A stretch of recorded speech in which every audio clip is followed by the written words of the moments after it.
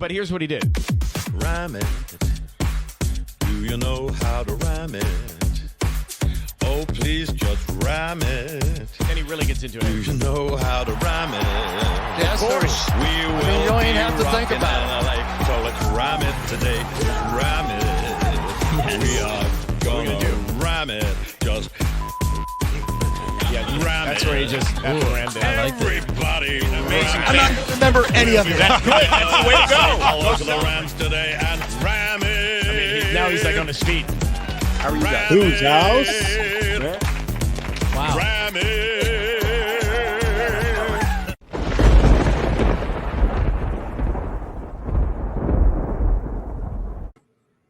Oh, that seemingly gets better every single time. Everybody, welcome back to Rams Brothers, the pod. I'm your host, Dean, and I'm joined by the other hosts of this show, Nick. And Nick, draft season, how are you? I'm great, man. It feels good to be back. Just the draft was fun to watch. Steven Jackson up there, that was pretty cool. I'm all about St. Louis Rams love, so that was pretty sick to watch. Yeah, you got love from all angles. Coaches drafting from a mansion. It's just exactly what you could have possibly wanted, right? From what we've seen in the past with this Rams team, right? Over the last 5-6 years, you got your old St. Louis Rams cap. I see for the people watching. This is new. Nick's This is repping like the old school. I too. bought this from like some vendor, like some guy. I'm upset I can't remember his name, but like Instagram something. And I was like, oh, this is really cool. I don't love the green underbrim, but it's old school. We love it. It's a good hat. I have to say though, they still use some of that same methodology, in drafting some players this year, right? Logan Bruss, right? Rob Havenstein, both players from Wisconsin, David Edwards. So you still go back to the St. Louis ties at times. That clip of Aaron Donald crying at the end of the Super Bowl victory, right? That will always be near and dear to our hearts, St. Louis ties, right? So it all kind of comes together. But at the same time, I'm just proud of what this team is capable of doing. It seems like in every single situation, they step up to the plate. They're well prepared, whether it's the third pick in the draft or third round of the draft, or it's the seventh round, the second to last pick in the draft. They're ready. They've done their homework. They've studied. They've inquired.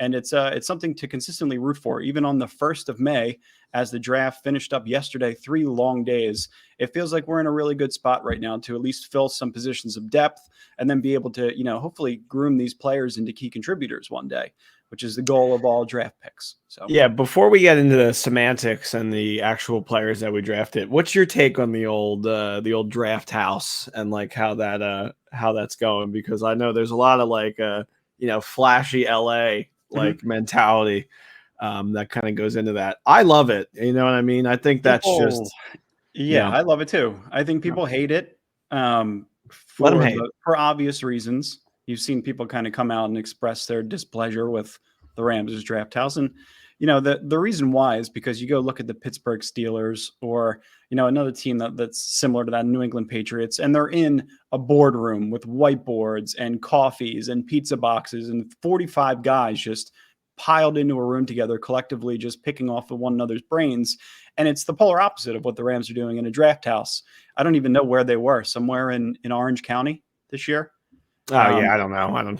Right. I wasn't outside the window stalking.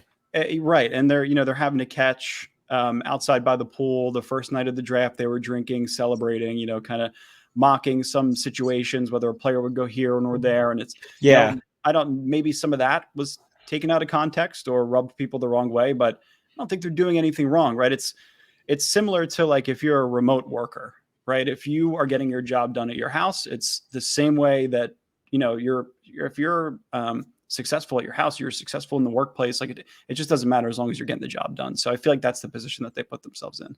Yeah. I will quote the great philosopher Kanye West, and if they hate, then let them hate and watch the money pile up. Because it's awesome. Like, why not be cool? Why not have fun? It's right. California. It's LA. It's people took the McVay laughing. McVay has the crazy billionaire laugh too. He does. Yeah, he won a Super Bowl. He earned the right to laugh like that. Yeah, he does. I should have sent you the clip because there's a clip of Jim Carrey where he talks about how you laugh when you're poor and how you laugh when you're rich. And he's got the rich laugh. But people were like, "Oh, I can't believe McVay is crapping all over Bill Belichick." No, it wasn't like that whatsoever. Yeah, No. no. I mean, that's like his I role think model. their evaluation processes are similar, and they would assume that that kind of player would slip later on in the draft to them. If anything, I Anyone think early. it's a compliment to what Sure. they do over there, because this is a player that they were really, looking at. I mean, Yeah. obviously the Patriots maybe took them, I mean, that's just kind of par for the course for them. They either trade back or they get somebody that no one's ever heard of, and it somehow works for them. So Yeah, for but us does to it be really looking at matter? that player, I think, it's good for us. And I think if anything, it was a compliment to Belichick and what they do. But some people were like, "Oh, I can't believe he's laughing at their face." I'm like, that wasn't Yeah, like, no, if not the case. you're taking it that way and you're a Patriots fan, like, you also beat us in 2 Super Bowls. Like, why would, like, shut up? No, I really think it's like when you go through the evaluation process, you feel like you have a player that is available in a certain situation, and maybe you can't get him later on. It's a player that you've highly coveted, and you have your red stars around, and you've circled a ton of times, and you've watched a ton of film on him. If that's your guy, you go get him. Doesn't matter if he's a 5th-round pick or if he's a 1st-round pick. Like and the Patriots have the luxury of being able to do that because of their track record. So it's all fair game. And I think going back to your Kanye West comment, if they hate them, let them hate. Watch the money pile up. Just want to jump into our sponsor real quick because it is a new sponsor. It's Bet Online. Let the money pile up. Talk about the sponsor. I Um, was like, where's the connection here? Where's he going with it? I know. Got to keep you on your toes. It's been a little while. Bet Online is your #1 source for all of your betting needs and sports info. Find all the latest sports developments, including updated odds on the NBA playoffs, fights, and even next season's futures, MLB, NFL, whatever it may be. Don't forget, MLB is back as well. Playoff basketball is underway.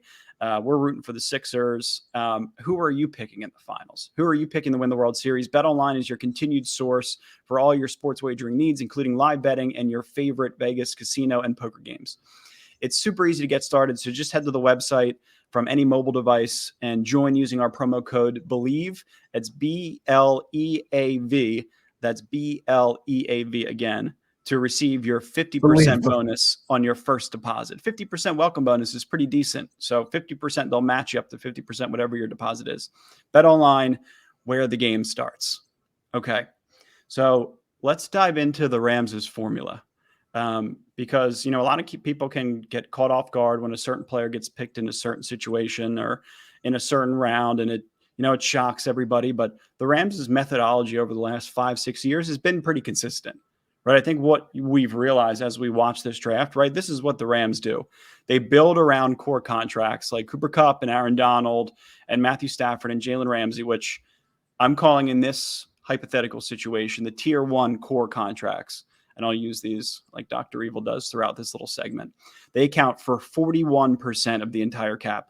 The next 4 big cap hits are Rob Havenstein, A'Shaun Robinson, Tyler Higbee, and Leonard Floyd. Those are what I call tier 2 superstars. Those are 4 players that account for roughly 17% of the entire cap. After that, it's A-Rob, Noteboom, Taylor Rapp, David Edwards, Greg Gaines, Matthew Gay, Traven Howard, Bobby Wagner, Brian Allen, Cam Akers, Jefferson, and Troy Hill. I call them the tier 3 necessary cogs. And they've accounted for 17% total. So right there, you got 20 players. 18 of those are starters, depending on where you want to classify Howard and Rapp, out of 22 needed on both sides of the ball. So depending on what you consider Rapp and Howard, like I said, 75% of the cap is used up just in those 3 groupings right there. So this grouping tier 3 and the next grouping tier 4 is where the Rams front office, I feel like, and you feel like, probably really makes their money. Right. I think it's, when you look over the last 5 years, 6 years, when the Rams have really kind of had this coming of age, they moved away from 2nd-round picks, not just 1st-round picks, but 2nd-round picks too, because there's a difference in cap hits throughout 4 years. And the quality of players they've drafted in rounds 3 through 7 doesn't give them any specific reason to have to sit in the 2nd round. They traded a 2nd-round pick to get Von Miller. These are the kind of moves that you can make because you have confidence in rounds 3 through 7.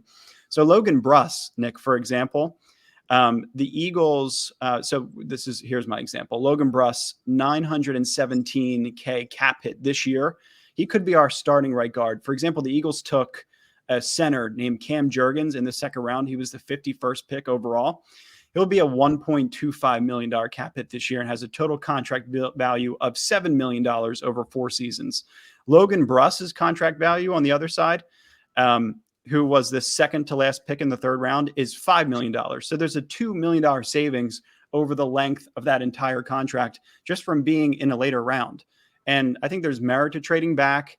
I think that once you hit on these picks in later rounds, for example, you see the $2 million savings over 4 years. Yeah, it's marginal, but it's also extremely effective. And every player, every dollar, every little detail matters down the stretch, as we saw in the playoffs and the Super Bowl. Right. So I also think, like we say all the time, the league is a copycat league, and you look at what smart teams are doing. And obviously you can be aggressive and you can trade up if you're like, like the Lions, like the Vikings and the Lions traded, like the Lions traded up and took the Vikings pick and the Vikings traded back. I think for all of the reasons that you just stated, just because like the value that you're going to get in some of those like later round guys. And if you have kind of the core people, like the talent that you need right now, you don't need to get somebody that's going to come out and be like a superstar right away. And like the Lions have a lot of holes. So then they got somebody that, like some Alabama receiver that's probably going to like, be really good. But then you look at the Vikings and it's like they really have that core, much like the Rams. So I don't think, I think just, when you get somebody in these low rounds, it's easy for you just to kind of be like, oh, we'll probably never see this guy. But sure, I think the Bruss bus is going to get on the field potentially in week 1. The Bruss bus, I have him penciled in as our starting right guard so far. Yeah. No, but it's a really, really good point by you, right? Because every cap is structured completely differently. Like the Lions don't have that core 4 tier 1 level contracts, right? And if they do, it's structured a little bit differently, where maybe it's the top 7 or 8 guys are accounting for a majority of the cap, where the Rams in this situation are accounting, the top 4 guys account for over 40% of the cap. So everybody can structure it a little bit differently. And then I think kind of going back to my point on the second round picks, right outside of Cam Akers and Van Jefferson, they've been really, really lackluster over the last 4 years. So there was none in 2016. They went from Goff to Tyler Higbee in the 4th round. Who else was it? So 17 was Gerald Everett. And, nobody likes Gerald Everett. He's a Seattle Seahawk right now. There were none in 2018. 2019 was Taylor Rapp. And then 2020 was Akers and Van. And then 2021 was Tutu. Yeah, Tutu, yeah. And then none again in 2022. So, yeah, there's more value in later rounds. And the Rams are seemingly better at evaluating talent in that position. And it coincidentally saves them some cash.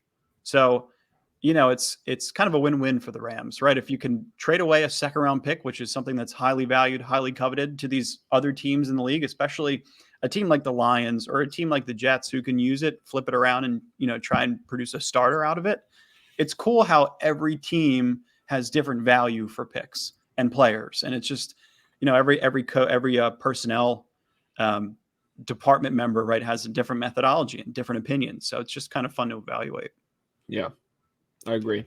So the rookie deals, the tier 4 deals, guys like Cole, go ahead. What were you going to say? Do you think people are going to kind of look back at like the Tutu pick and like kind of like disregard it in a way? Like I wonder where he'll fit in the scheme next year. It goes one of 2 ways.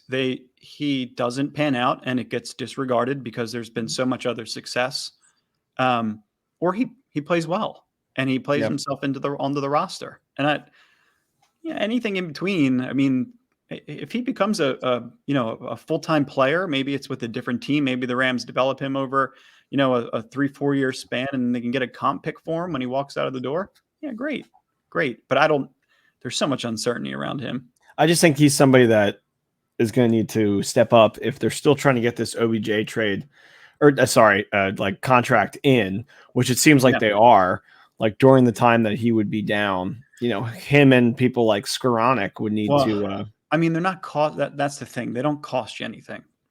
So here's my next point on these tier 4 guys, these rookie deals: Coleman Shelton, Tutu Atwell, Darrell Henderson, Terrell Lewis, David Long Jr., Terrell Burgess, Bobby Evans, Ernest Jones, Bryson Hopkins, Nick Scott, Justin Hollins, Jordan Fuller, Brandon Powell, Kendall Blanton, and Ben Skoranek. They account for 8.3% of your cap total. So, I mean, like that's with those other 3 tiers plus these guys that we're at 85%. And then we've nearly accounted for every single starter at this point on both sides of the ball and special teamers. So like this incoming draft class is going to be roughly $6 million-ish. That's another 3%. And then the rest of the roster is filled out by guys like John Wolford, Jake Funk. Did you think I froze for a second? John Wolford. No, I knew what you were doing. Chris Garrett, Jacob Harris, Alaric Jackson. Those are just some other guys that are filling out the rest of the depth chart, and the cap. But yeah, it's interesting, right? The only thing is there's no savings right now in a guy getting rid of a guy like Skronik or Tutu in favor of OBJ, right? I mean, you'd have to look in tier 2 or tier 3 to try and find somebody that you want to cut loose. And, Rapp's on the 4th year of his rookie deal. You're not going to have to pay him next year. Traven Howard, rookie deal. These guys, it's kind of tough to have to navigate. But if they need to make room for somebody, like I'm looking at guys in tier 2, like Brian Allen, I think he's still in a rookie deal. Greg Gain, like these are all guys. No Boom, I think he just got a brand new contract. A-Rob's low, considering they just brought him in. Yeah, it's tough. It's not going to be easy to move around money, but if they have to, they will. Yeah, I'm confident on OBJ. I think OBJ comes back. Did you see his tweet about being a lifelong Rams fan? Yeah. Great show on turf. I love that. There's merit to that. He tweeted something out today where it was like, Debo to the Pats, WTF. And I was like, is he just trolling now? I don't know. Like, I feel like he's kind of having fun in a way.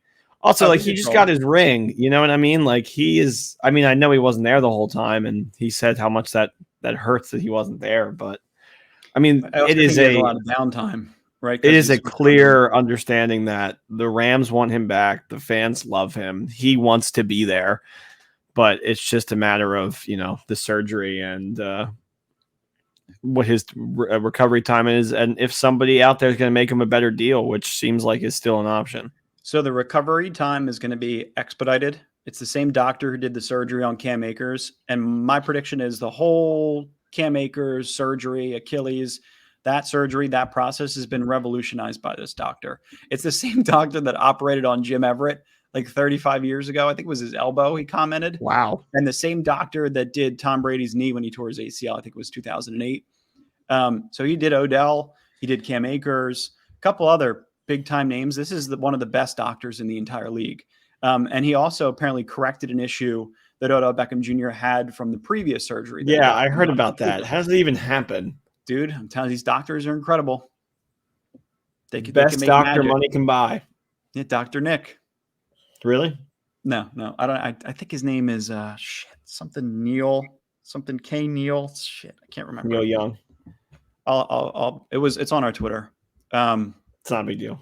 Not a big deal. So everything we know now, Nick. Sorry, Dr. Neil. Finally transitioning to the draft approach. Dr. Neil is listening. He's like, God damn it. These guys can't remember my name.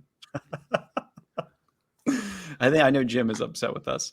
We talked about how the draft approach for the Rams is so unorthodox and different. I mean, everything from A to Z, including the scouting process, right? I feel like I could smell the TV when they flashed to the Steelers, and 35 of those guys were just packed, pizza boxes folded open and the coffees and everything. And I don't think there's a right way to do it. I think as long as you're winning, hitting on picks, you could draft from a damn mansion if you want to. But like I mentioned, they scout differently. And this is where I think it gets specifically interesting. In 2017, they noticed that Cooper Kupp ran a 4.62 40-yard dash, which would allow for his draft stock to drop to the 3rd or 4th round, they would estimate. But because the Senior Bowl seemingly had GPS data available on Kupp's speed in shorter spaces, they used that to determine if he would be a fit in the slot for the Rams' offense with Jared Goff, with Todd Gurley. And it worked to perfection. And that's the kind of formula that they've recycled and have used on players like Jordan Fuller and Ernest Jones. But you don't know that unless you inquire to the Senior Bowl. Hey, you know what? We really like what this player did, but we also noticed that he ran a 4.62, so he'll most likely drop. Do you have any other data that I could, or video, or anything that I could look at and further evaluate this player? Yeah, sorry. But seriously, like they use so much of that information outside of just combine numbers. So what I feel like the Rams are essentially saying are F those combine drills, right? Because when evaluating talent, there's just more. There's just more to look at, like obviously they're going to use that information, but it reminds me when I place my bets, like let me look and find out where Matt Ryan got sushi last night. Oh, it's a bad spot. He's going to be pooping. He's not going to play well. Like, you know, Interesting. it's Like, probably all good. it's all the intricacies before you make the right pick. Yeah, Matt Ryan goes to Sugarfish, and you never know what happens the next morning. You mix that with Yeah, coffee, and you're in he didn't trouble. get to trust me, and he didn't trust them, and he blew it. Yeah, figuratively speaking. So yeah, I mean I just like that it's different. And like you said, they combine the combine with this additional data that they're Whoa. able to collect. And like they're essentially kind of saying to themselves, right, we're aware of these crazy combine stats. They've been around for 40, 50 years. Like they can shoot. They're also aware of this. These combine stats can shoot players up in the draft, right? Players that aren't as technically polished, players that aren't truly instinctual, those guys can shoot up the ranks if they run a 4.32, right? And break a 40 record, or run a good cone drill or a shuttle drill, and it, or bench press, 40 reps of 225, and all of a sudden everybody's head is blown. And I think the Rams just have a tougher job to do because they pick in later rounds, they do their homework, but they're just taking all things into consideration. Like you're not going to rule out a defensive back that you really like because you only repped 225 11 times, right? I mean, That is shockingly not a lot. for a guy that's 180 pounds? I'm 190 right now, and I just repped it twice on the ladder. I went up and down 10 times each time. Twice. Oh, you did it 10 times. Yeah. I can't get it 10 times. No, I did it. Well, okay. Well, I did 185 10 times, 225 10 times, went up to 245, got that 4 times, and then I went back down the ladder, and then I got 225 8 times on the second time back. So that's pretty good. But I probably could have gotten 15 in a row if that was my goal, Yeah. Well, I mean, again, you extra 25 pounds on some of these guys, but it's not the end all be all. Maybe maybe the guy doesn't lift as much as he should, and he'll develop. Right. That's right. I mean, yeah, no, that's really not everything. I'm just saying, for me, I wanted our listeners to know how much I can bench. Really, is what. Yeah, of course. I figured that much. I just feel like when people are, and we're seeing this now on social media, when people start to complain about a player holistically from an athletic perspective because they didn't bench a lot, because they didn't run a certain time. Yeah, that really. There's just so much more that goes into it than those are not the end all be all. Like, this isn't like, Greek in the year 05. Right. Like, yeah. There's just, like football IQ and like what somebody is going to be able to do off the line, like selling like that they're going to catch it or something. Right. I just think it's cool to see these guys work their ways up. Right. I think a lot of these guys that fall in the later tiers, even the guys that are currently on the roster, right? Even undrafted players, Kendall Blanton, guys like Nick Scott or Bryson Hopkins, they could carve out a role late in a playoff game or Super Bowl. And that's what every one of these players should be striving for. Cooper Kupp had a good tweet where it was like, the work begins now. I think there was more to that tweet because that was a very basic tweet, but there was more to it. Yeah, no, he was saying like, he was like the draft isn't the arrival, it's the departure. Right. Like now is the time to really take off. It starts now. That's why we are equal. Okay, so 2022 Los Angeles Rams draft class. Let's kick it off with Mel Kiper. See Mel on the screen there? If you're watching, Dean just flashed a picture of the Muppet Sam the Eagle on the screen. If you're watching, Sam the Eagle just jumped on your screen. It just gives you more reason to watch as opposed to listen, Yeah, exactly. Yeah, you might just randomly see Sam the Eagle pop up. Yeah. And it's an old recycled joke. Frank Caliendo did a good piece on that, but it's exactly what I think of every time I see him. So Logan Bruss, the Eagle. The Bruss bus, Nick, you mentioned. Round 3, pick 104. An interior offensive lineman from Wisconsin. Your thoughts initially on the Bruss bus? On the Bruss bus. I just thought it was funny because I feel like for years we've been begging them to take somebody like this high. You know what I mean? Like, particularly when we had Goff, I was like, please, like, this man needs like ages back there. Like, and Jared Goff in particular needed protection in the interior, right? He needed his left guard, his center, and his right guard to be really strong because they were blitzing right at the A gap. Right. So this is somebody that like 3 or 4 years ago, I would have been like, oh, thank God we got this guy. I remember when they got Henderson, I was like, what are we doing?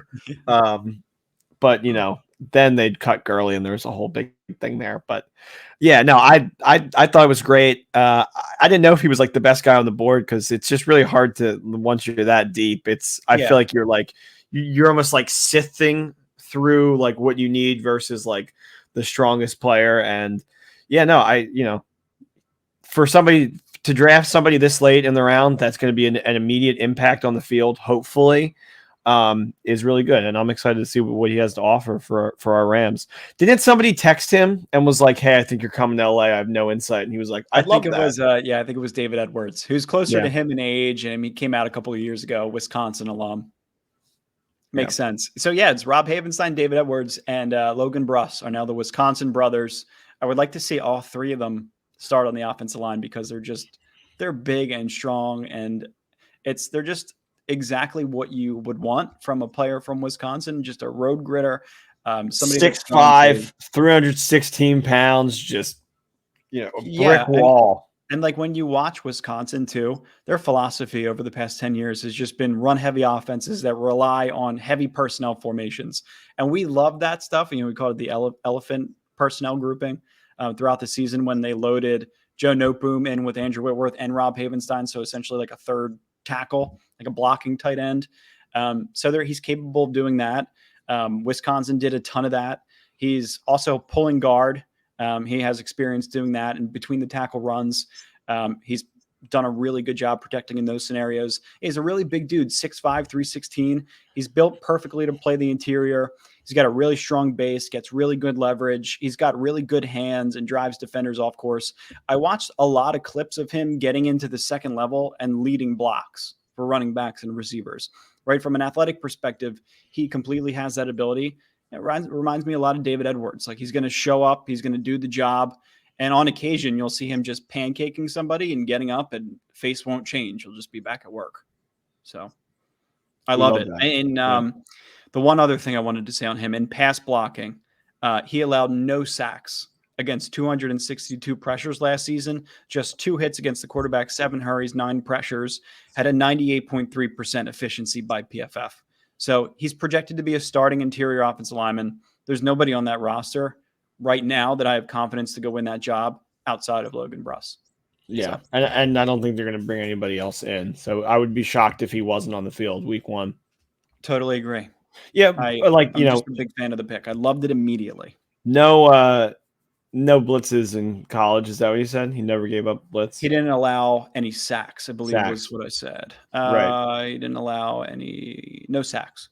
Obviously, when you go up against other college athletes versus the Ndamukong Suhs of the world, things are going to get a little dicey. But sure, yeah, it's we're both really excited. I thought that was like I loved it, especially because. I think they tend to go flashy. They tend to go gadget. They tend to go. I think they did that last year, and they said can't do it again. Yeah, just like weapon increase, and I don't think you really need that. If you think Allen Robinson is going to step up as fast as he will, then I think you really have you got something special on your offense already. So they have plenty at the receiver position, especially considering OBJ may come back. I really thought I was ready for them to get a running back for sure. Well, they did. Well, I mean, like here. Before on round 4, pick 142, they went with a defensive back. They went with a cornerback from South Carolina State, Jacoby Durant.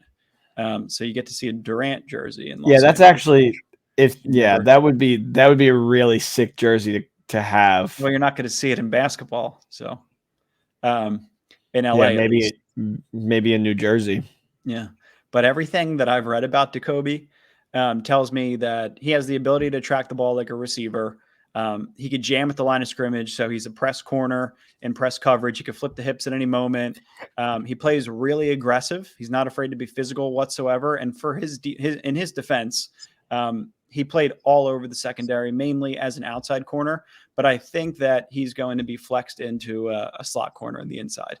He contributed on special teams in college, but I genuinely think that if he doesn't pan out on the outside, which I just think he's better suited to play on the inside and play the slot. So there'll be some competition there. he'll come in and compete. But they had success drafting a player from South Carolina last year. I know Ernest Jones, I think, was from South Carolina, maybe not South Carolina State. But regardless, it looks like he could be a good player. We'll see. He's undersized, had a bad relative athletic score, RAS, which is like a new term, which we'll talk about a little bit later on in the podcast. Get people's opinions on it. I'm a little bit fair weathered on it. A lot of people, and I talked about this too with athleticism. Yeah, I don't think it's a fair unit of measure now. And it's interesting. We'll get into it in a bit. But like a lot of people have just used it against him, and it's a reason why he slipped. But everything I've seen from him on tape shows that he's extremely instinctual and aggressive, and he could diagnose stuff in the backfield. He puts himself in the right space. And like we were talking about this earlier, I don't understand how a player has a bad RAS score if they flash on your screen, right? If they only bench 11 reps of 225 and have a poor broad jump and a slow shuttle drill, like he ran a 4.38 40-yard dash. Like he has talent. I could give a shit about the shuttle who cares drill. about a shuttle drill?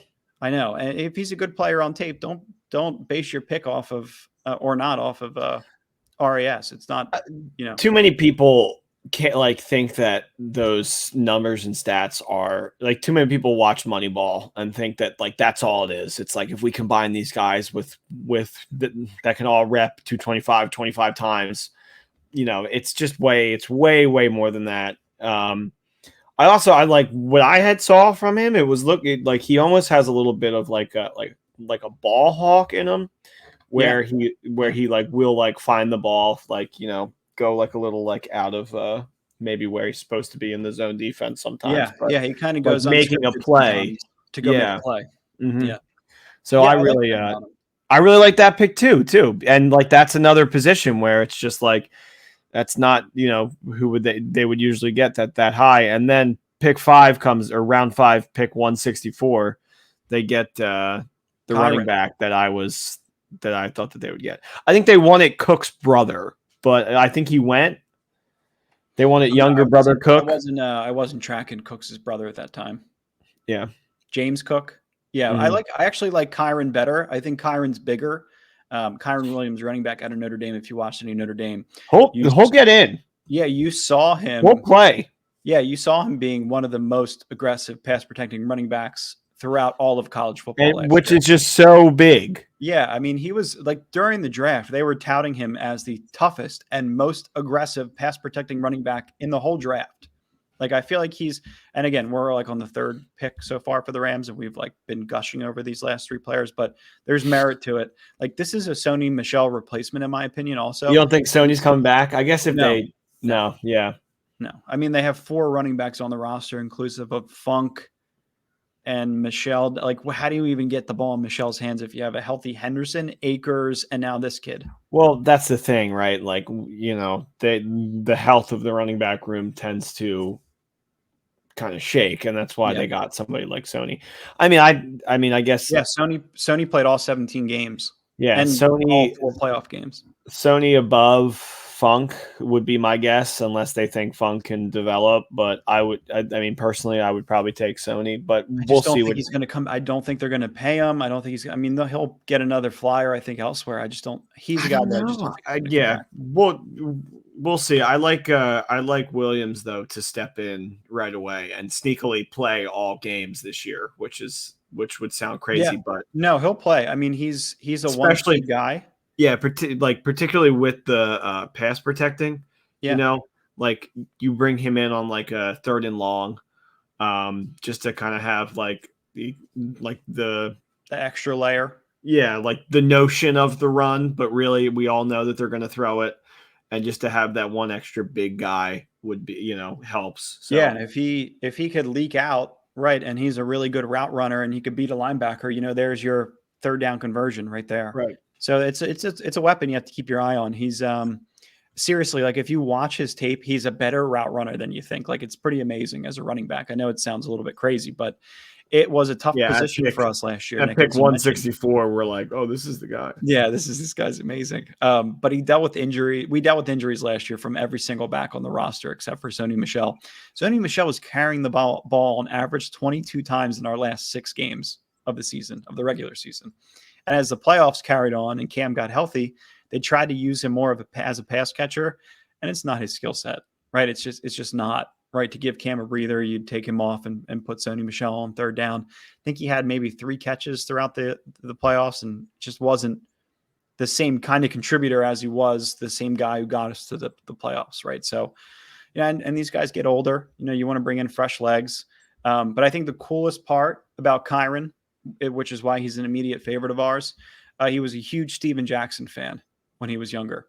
After getting drafted by the Rams, Williams told reporters on a conference call that he grew up at the Edward Jones Dome watching the team, and he liked Jackson's game so much that he used to dress up for him as Halloween. That makes 2 of us. Yeah, 3, Kyren. Yeah. I mean, I wore the Steven Jackson jersey all throughout the playoffs last year. During the Super Bowl. It's just that's beautiful. I didn't know that. That's really awesome. Cool. That's really cool. Yeah. So I mean, that's there's another guy you could pencil in as a maybe a third guy on the depth chart. I already like him more than Funk, just based on what I've watched. Yeah, so do I. I'm just so out on Funk. Funk and Skoranek. It's just like 2 guys that just don't. I'm shocked that they're even. Take it easy on. Sorry, I'm sorry. They're both Super Bowl champions. I know, right. But I'm just shocked in like a McVay team they have a place for him. I mean, really, but like Skoranek was like a helm. Like we needed him in some kind of way, just because our team was depleted. But that's the thing about Skoranek. Like he wasn't supposed to be in that position. Like it's just he just so happened to be the next man up. Yeah. Sometimes you don't always get the Nick Foleses. No. Sometimes you get the Brock Osweilers. There's plenty of those out there, especially in round 6. Round 6, pick 211, Quentin Lake, safety out of UCLA. So, Nick, your arch rival, UCLA. Yeah. Here's the thing about people with Q names. You either love them or hate them. The Rams are so big on versatility, which is why he's a question mark a little bit. Because he's a guy that is versatile, but he's not great at just one thing. Like he could play deep, he could play in the slot, he could play in the box. 6'1", 200 pounds, highly instinctive, has a ton of range. He just has to develop a tad, right? He said UCLA treated him like a pro and helped him prepare for this very moment. His dad was a pro. He's a hell of a player. Played for 11 years. Carnell Lake was an all-pro, 90s all-decade team. Is a really good player. But from a personnel perspective, I feel like he's a smart kid. He'll be able to learn the roles quickly. And from a personal perspective, he's honor roll. All 4 years, parents both graduated from UCLA.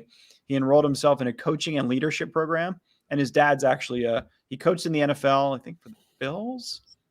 And now he's coaching for a separate program, which is outside of professional football, I believe. But it seems like he's on the right track to be, safeties have to be vocal leaders. They have to be able to call plays if necessary. They have to be able to diagnose things at the line of scrimmage and also, when plays develop 30 yards down the field. So it's a difficult role. You have to be a smart kid. And I have faith that this kid is that kind of guy. So then they went, so this was when they went back to back. So this was 211 and then they went 212. They went Darion Kendrick. Yeah. Just one more thing about Quentin. I think if you come from a Chip Kelly offense, you're dealing with some of just the most chaotic and offensive heavy coaching that, you're going to see. Like he kind of in a way, Wario of Sean McVay. Yeah. Do you know what I mean by that? Absolutely. I he has all the same kind of principles and stuff. It just he doesn't execute on them the same way. Just a little fatter, a little louder, a little meaner. Yeah, uglier. Yeah. So I think anytime you switch from Wario to Mario, you're going to be happy. So I think if you've dealt with that baloney, which he has at UCLA, you're gonna thrive under Mario. Another point that I think would make was really good that you just made too. It's like Chip Kelly's offense is pretty intricate, right? Like he installs a lot of different layers to his offenses. He's got a lot of movement at the line of scrimmage and stuff, which isn't all that different from Sean McVay. So, I mean, he has some experience in that. He's his Wario pro style defense going against an offense that's a little bit tricky to diagnose. So that could be a good thing for him too. I actually looked it up because I wanted to know if there was like an academic way of saying he's your Wario, just like an almost like antithesis of like who you are. But there isn't. So I think you said it perfectly, and I knew exactly what you meant. I think the listeners will too. You're very illustrative in how you speak. Yes. Yes, it's a very good quality of yours. Darian Kendrick Thank you. was the 212th pick in the 6th round. This kid's really interesting. I think you're going to like his story. Top 5 receiver prospect, top 30 overall recruit coming out of high school. He was initially at Clemson and was all-league selection as a junior. However, he missed 3 games that season for various reasons, including disciplinary. He was dismissed from Clemson in February 2021 for terms he repeated violations of team rules. So 2021 in March, unlawful gun and marijuana possession. They were later expunged and he went through a pretrial intervention program. And then he transferred to Georgia, where he garnered 2nd team all SEC honors, had 41 tackles, 2 for loss, 3 pass breakups, and led the national champions with 4 interceptions and 15 starts. So he was a national champion. So, I mean, he went through the ringer at Clemson. It's, sometimes these kids, when they come up out of high school and they're a top 5 receiver prospect and a top 30 overall recruit, like everything kind of comes easy for you. Clemson, you're walking around, you're getting in the wrong stuff. You got a gun, you got some weed, you get yourself in trouble. All of a sudden you find yourself at Georgia and you win a national championship. So he must be a really good player. If you could figure out ways to, you got a good attorney to get yourself expunged charges and then a pretrial intervention program, and then like comes back and plays really the Orange Bowl defensive MVP, helped the Bulldogs win their semifinal matchup against Michigan, where he allowed 0 touchdowns in all of 2021. It's like, this is a good player, like a really good, again, in the 6th round. Sosa actually referred to him as a clone of Cortland Finnegan, which I personally hate. Couldn't hate that more. But you old Jeff Fisher scallywags, you guys are going to love that. So love Sosa. Close personal friend of OBJ. Yeah. Oh, Darian, also, I think that, like, I don't know, weed possession and, like a gun, I like that. Like, you're growing up, but like that stuff happens. I think some people get caught, some people don't. Sure. That's not anything that I would hold against him. No, but I think the personal angle is always interesting too. If that angle is available, you just kind of want to see their past. But again, like it's not a big issue. It's like a gun charge, a weed charge. It's not anything that's terrible. Like you said. Yeah. Like you said. I don't want to get into it too much, get ourselves in trouble. Round 7, pick 235. They went with Daniel Hardy. It's an edge from Montana State. The Big Sky making a presence. Shout out to the Big Sky because they liked our tweet. He's being praised as this incredible athlete, defies all the RAS metrics. And, these edge guys are seemingly getting bigger and faster by the day. But to find one like this in the 7th round just gives us more depth at a position of need, right? I'm not going to say I love this pick. I'm not going to say I hate this pick. But even when Von Miller was on the field, we saw Justin Hollins rotate in there quite a bit. You saw on the other side, Obo rotate in with Leonard Floyd. I think they're just going to use a similar rotation with new faces this season, and they want to have as many bodies as they can to be able to fill out that role, and so you could win the job in camp. So he, like I said, he had the highest RAS score of any of the Rams players drafted, and he was a 7th round pick. He had 24.5 tackles for a loss in 15 games last year. So that's a lot. That's a lot of tackles for a loss in 15 games. His coaches described his 2021 season as one of the most brilliant seasons in MSU history after moving him from Sam linebacker to defensive end. So, you read all this stuff and you're like, how could this guy not be good? But I mean, then you look back to Jacob Harris last year, a guy that will score out of this world in RAS and has all the athletic measurables, but can't get on the field yet. So, there's always that little detail. You just have to find the most complete players, and it's harder and harder and harder to find them in the 7th round. Yeah. So if one of these 3 7th round picks pans out to be a contributor, you're in a good spot. Round 7, pick 253. These are our last 2 draft picks. Russ Yeast, safety out of Kansas State. I'll tell you what the Rams did on Russ Yeast. They probably went back and watched his game against Oklahoma, where he had 8 tackles, which was, you go watch Oklahoma. It's a good game. Baylor game where he had 6, and then maybe the West Virginia game where he had 4 pass breakups, and it was like a record for the team that season. And he was maybe 1 to 2 guys that flashed all game. And they said, maybe this guy is good. He steps up against really good programs. We like his productivity here. Let's take a flyer on him. Both of his parents were pro athletes. His dad was Craig Yeast II, played for the Bengals and the Jets for 9 seasons. And his mom was a professional basketball player in the United Kingdom. So comes from an athletic family and plays well against good programs. So, I think I always really liked it when somebody had athletic parents, because I think they just know like professional athlete parents. They just know what to give the kids to like get to a point where they can be successful in their career. And that always stands out to me.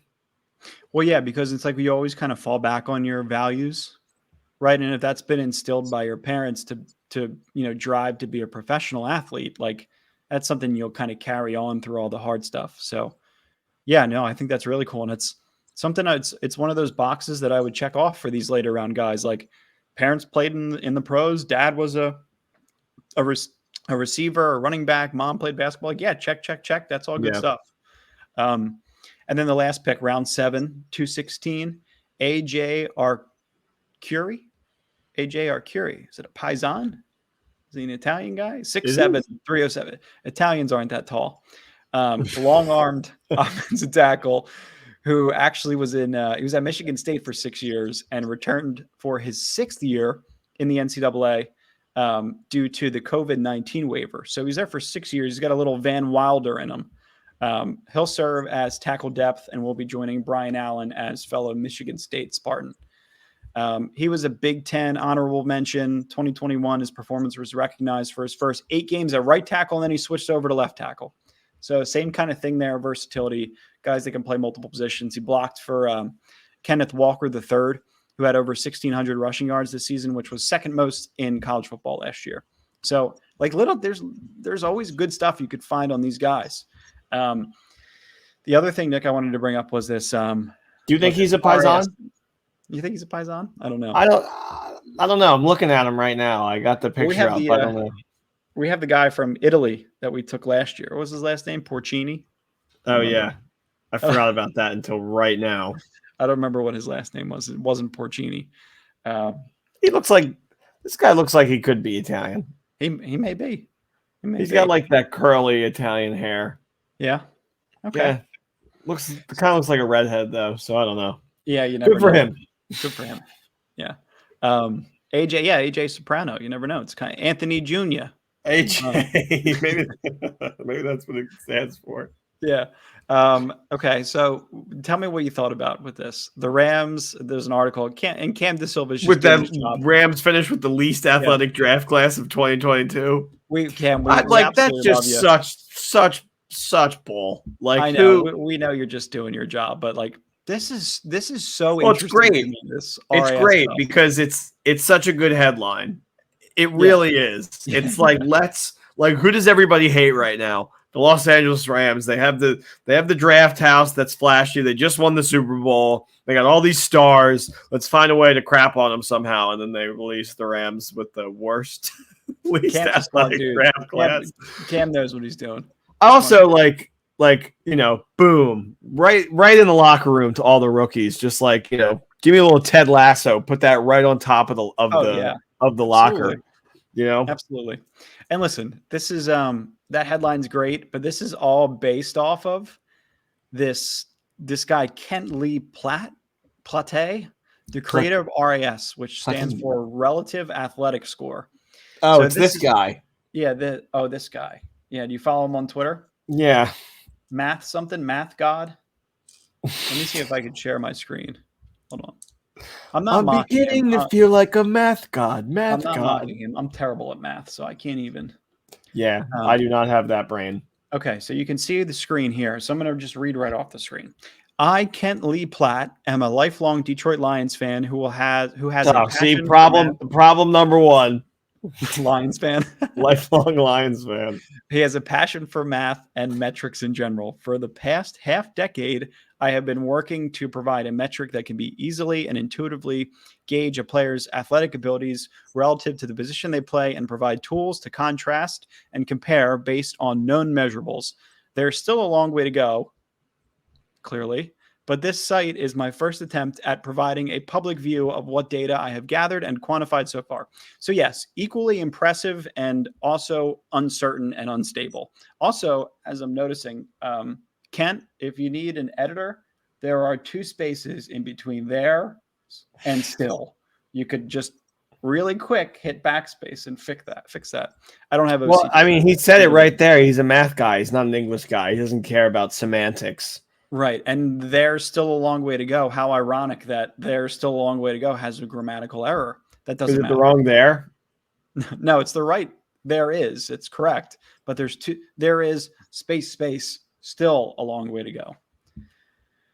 Hire me. I'm cheap. Let's go back to the script because it's something that I thought was really interesting. So I read his about me. It accounts for height, weight, the 40-yard dash time, the broad jump, and all of the other combine drills.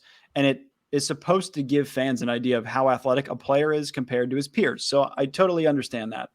I just thought it was extremely interesting that all of a sudden this RAS, relative athletic score, is like taking Twitter, social media, the whole league by storm, just because it's a new metric that is essentially cumulative. It's essentially like a cumulative calculator of all of these metrics, and it spits out a relative athletic score. So you could plug numbers into the calculator. Like for you can plug in the amount of reps you do at 225, your height, your weight, and it'll spill out a relative athletic score. Your cone, all these other drills, and it'll spit out a score. So it's interesting, but like I'm not going to be drafting players off of relative athletic score, and you won't either. I feel like it's like for those who are around for the early years of YouTube, it kind of just reminds me of something Dom Mazzetti would make. Do you remember Dom Mazzetti? I do. Yeah, relative athletic score. I did 45 reps at 225, so I'm number one. I appreciate it. I like it when numbers are brought into situations that they are outside of like when you do like an algorithm, like to find like the correct bet or something like that, which I know a lot of people somewhat successfully go towards, but it not everything can be broken down. Like there's going to be I would love what this guy had to say about Cooper Kupp back in the day. Sure. You know what I mean? Sure.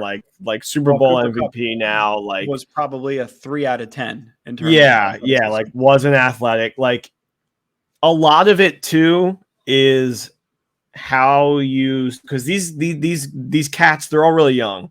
You can the Rams have an opportunity to sculpt still. Like when they go out and they get somebody like Allen Robinson, he is a done package. He is who he is. He doesn't need to be sculpted.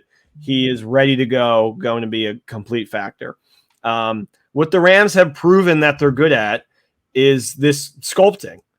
Yeah. A lot of these players that they get, like the Hendersons and the Kupps, they don't get them high, and they are developed and they're ready to go. And if they're not, that's when you got the genius Les Snead out there finding somebody that's better at the position and making the great trade to get them on the team. So how do you not have the utmost faith in this organization right now after you just won a Super Bowl? To just win a Super Bowl and then to go through a whole draft weekend and feel this way, you feel the same way. It's awesome. Yeah. It's great. It makes our lives, our jobs easier. I enjoyed writing every single detail of this script. Like I've enjoyed going through all the players. Like they have interesting backgrounds and profiles, and was never like this ever. Like you knew that the Rams had 8 draft picks and maybe one of those guys. Yeah, hopefully we get a Tavon Austin. Yeah. I mean that was I celebrated that Tavon Austin pick like it was a playoff win. Yeah, he made a Vine about it. I made a Vine. That dates us. But that's we're old. We're really not, but kinda. Relatively old. Relatively old. Like if you Yeah, I mean, season 5, I got white in my beard. Shit's getting crazy. Yeah, We I actually have kind of a beard. Yeah, you do. You grew one in 4 years. How about this? They acquired Troy Hill from the Browns for a 5th-round pick. Yeah, I love that. I was like, oh, nice. Absolutely love that. And I think that was what Jalen Ramsey, when you sent Dad and I that tweet of Jalen Ramsey saying, I'm going to love to announce this next move. I think that's what he was talking about. Oh, absolutely. I thought it was going to be Honey Badger. So I was like, oh my God. And then I'm at the gym and then I find that it was Troy Hill. So I was a little disappointed. Yeah, I'm sure somewhere. But I love Troy Hill. You know, he's been a Ram. He was a great Ram. You know, sometimes maybe we were scorning his name, but I think overall, like what he brings to the table is like a veteran now. Yeah, I'm gonna have a good time. Veteran composure. Come back. Yeah. I mean, too, when you think about it, it's a well done move by the front office because they got a 6th-round comp pick when they initially dealt him, and then they dished out a 5th to get him back. So I mean, like, in result, it's really nothing. And why would you not trade a 5th-round pick? I don't know what the Browns are doing. Like a 5th-round pick for a starter and $1.5 million against your cap is like, yeah, let's do it. Let's go. Done. Yeah, I really don't know what the Browns are doing. It's weird because they're kind of in like a job security area for a year because we don't even know if Deshaun will be able to play for the majority of the year. So they're not going to get rid of anybody at the end of this year. No, particularly Baker might come back, dude. What? Yeah. That's what they're saying? Yep. He would play? Yep. I mean, they're at a standstill right now. They figured something would happen during the draft, but there's no takers. It's so funny with him and Jimmy. Yeah. And like the Niners just have to eat that contract because nobody wants it. The Niners drafted somebody that looks exactly like Jimmy Garoppolo. I don't remember his name. I have to pull him up, but just so he's a hot stud. No, he doesn't. No, not like he doesn't look like him. He just has his body, the way he throws the ball. Yeah, his football isms look like Jimmy G, not his face. Nobody's as chiseled as that Greek god. Yeah, he's Italian gold. Except Jared Goff, obviously. Sorry, Rams fans. Goff is far better looking than Garoppolo. Always was, obviously, which is why his girlfriend is much more appealing. Goff is I want Goff to play Ryan Gosling. Yeah, Ryan Gosling. It would bring Netflix back. Who knows? So they finished with 8 picks total, and Troy Hill, which is their average over the last 5 years, 8 picks, and Troy Hill on top of that is great. Dante Dion actually just tweeted, "Is this business or personal?" Like, it's business, dude. Like, Jalen Ramsey wants more defensive backs. You need it. It was a position of need throughout the rest of the season, throughout the stretch of the season last year in the playoffs and the Super Bowl. I didn't know he did that. Yeah, like, you need that. I don't think he's coming back. He's done. But I'm fine with that. Like, next man up. He wasn't somebody that I needed on my squad. He's a good contributor, good player at times, but in the end of the season, I don't even think he got on the field. So undrafted players, real quick, I'll go through these who were just signed by the Rams. Kendall Blanton was undrafted. Troy Reader, Super Bowl champion, undrafted. Like, these are players that can occasionally fill roles and contribute during the stretch of the season if they have to. So keep your eyes on. You're looking at a lot of guys that'll most likely be on special teams, hopefully catching the ball. Sure. I mean, but you got a kicker, Cameron Dicker. You know, you'll bring him in. It'll be interesting to watch. This fullback, Roger Carter from Georgia State, apparently plays tight end, also plays fullback, H-back, whatever you want to call him. He's a tough kid, so they might think of fun, intricate ways to get him on the field, see what he can do. More defensive back help, more linebacker help. Keir Thomas, Jack Snyder, Jake Hummel was a big name. Brandon Thomas from North Dakota State. So that, you know, they made out pretty well. And then you mentioned the Honey Badger sweepstakes was the other thing I wanted to touch on real quick. He's visiting New Orleans today. He's in New Orleans right now. I had an inkling that he was going to get signed during this podcast, but I guess that didn't happen. Hasn't happened yet. I have to keep watching it. That's pretty much all we got. You know, just coming up on an hour. Through the draft. I want to do another giveaway. Yeah, let's hear it. So we're going to be giving away another sweater We finally got the last one out. So you're gonna tweet at Dean Vez. Banjo is in Smash. I'm gonna give you guys 24 hours. I'll randomly select somebody. Tweet at Dean Vez with 2 Z's. Or no, is it 1 Z? At Dean_Vez. It's right there. I can see it on the screen. Banjo is in Smash. Also, I was talking about this hat earlier. I looked it up. Everything __ vintage. Everything __ vintage on Instagram. Pretty good quality stuff. Nice. 2 other things. Additionally, this show has been presented by Bet Online, our sponsor for the show. Additionally, we have a patron that we want you guys to check out. If you can, have it all. We'll put out the link again on Instagram and on Facebook and on Twitter. But it wasn't published initially. We're going to get it republished. So we'll have more content for you guys, different tiers for you guys to look through. It's pretty fun. Should we pull it up? Do you want to pull it up and show people what they can get? Sure. That's what you would like me to do. Yeah, pull it up. I could do that. All right. I'll let you take it. Why don't we show people? Because I think it's really cool. Like it also would just, like if Dean and I have, been doing this for a while. So anyway, we're, we love the help and support of you guys always. I can't read it. It's too small. You can't see it. Okay. So no. Tier 1, pal of the pod, $5 a month. $5 a month. That's nothing. Nothing. Direct access to any future events at tailgates, games, bar hops, whatever we do with the Los Angeles Football Network. Join the podcast as a one-time special guest, and you'll get shouted out in every single episode. Also available commissioned digital artwork, general support, free 24/7 access to Nick's cell phone. You could text him, call him. No, I'm just kidding. That part's not there. The other 4 or 5 tiers are available. Tier 2, legend in the making. You can be a reoccurring podcast guest, exclusive behind the scenes, and ad-free content. You have access to Nick's betting slips from Nick's. I will send you my NFL bets. I will send them all. I will send my tickets too, so I'm not messing around. You get exclusive access to Legend in the Making merchandise, which is to be determined, but will be really cool. Can promise you that. And all Patreon members will also get a shout out in each episode. But if you're a Legend in the Making, you'll get a special Legend in the Making shout out. So incentive there. The last one for $20 a month, you are the difference. It is a picture of Matthew Stafford because he is the difference. You get a free piece of merchandise, whichever you'd like. So if you get a sweatshirt and you're paying $20 a month, you paid for your sweatshirt over 2 months there. Yeah, and the sweatshirts are like $40. So that's just a great deal right there. Great deal. So you get a free piece of merchandise.